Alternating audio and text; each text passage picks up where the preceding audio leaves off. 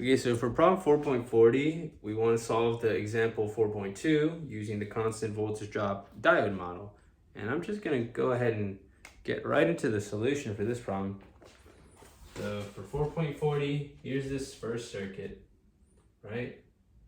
Ground, some diode here that we replaced with a 0.7 volt source, a node, the diode there, resistor, 10 volts. 10 kilo ohms, right? These are 0.7 volt sources. Okay, negative 10. And this is a 5 kilo ohm resistor. 5 kilo ohms. Right, so if we're grounded here, then that makes this node voltage negative 0.7.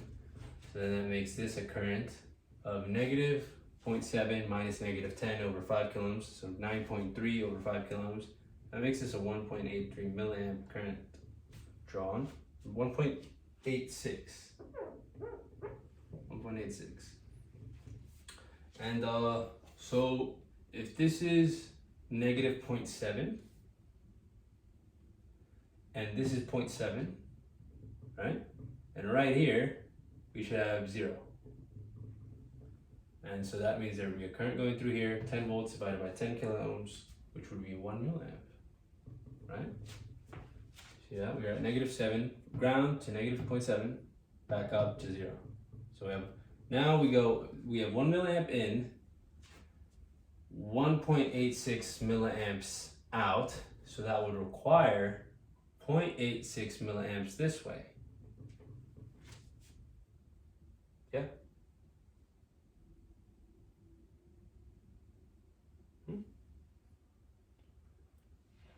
That's right, right? Yeah. Yeah, that's it. So then, okay. So we were looking for V, 0, and we were looking for I, 0.86 milliamps. Okay, let's do the next one. So again, I'm going to just draw the circuit, ground, diode, voltage V, 5 kilo ohm resistor, 10 volts. Same thing. Negative 10?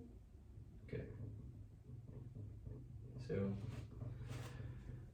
if this is ground and this is negative 0.7, we're assuming the diodes to be on. That's what I'm doing here. And if we're assuming the diode to be on, then it's conducting. And we're assuming it to have a voltage drop of 0.7 volts. Otherwise, the diode is off, it's an open circuit, and it's not conducting any current, and the voltage drop across it, well, it would depend, right? So, so yeah, we're at negative 0.7 volts here. That means we have a current here of 9.3 over 10 kilo ohms, or 0.93 milliamps. And so we're at negative 0.7 here, that means we're at 0 here. And so that means we have a current here of 2 milliamps, from 10 to 0 over 5 kilo ohms. So that means we have 2 milliamps in, 0.93 milliamps out. So we would need another 1.07 milliamps in this direction. Well, that we can't have that because the diode is in this direction. And we're modeling these diodes as pretty ideal, so that if they're either conducting in the forward direction with a drop of 0.7 volts, or they're open circuited. So I'm sorry I couldn't explain that in like a more elegant way, but yeah. So if we can't have that, then we have to change our approximation that this diode is on to this diode is off. So just open circuit. So just open circuit. So that means this current I is now 0. And this is the circuit that we're left with. And so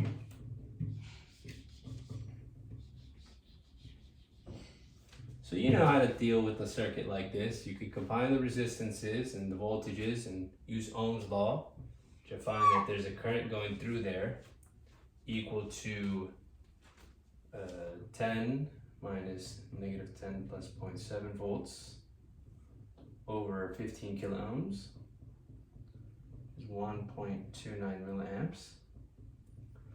And so if we're at 10 volts here and we have this current through that 5 kilo ohm resistor, then we can find the voltage here by doing 10 minus 5 kilo ohms times 1.29 milliamps, and we'll get 3.56 volts at V. Yeah, there you go.